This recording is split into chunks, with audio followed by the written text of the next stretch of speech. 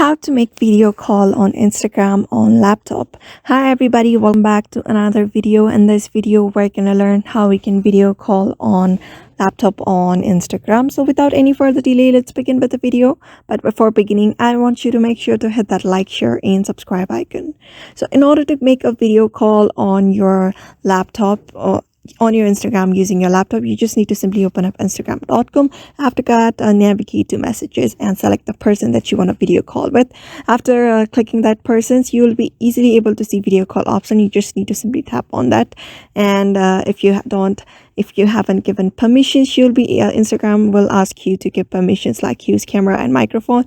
Use microphone only. Since we're using video call, we're going to tap on use microphone and simply tap on that pop-up message with allow. So simply tap on allow. After that is done, you just need to tap on allow, and you should be able to easily video call that particular person.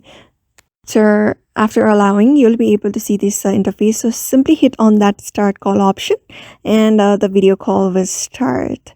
After that, you just need to wait for some seconds and the video call starts.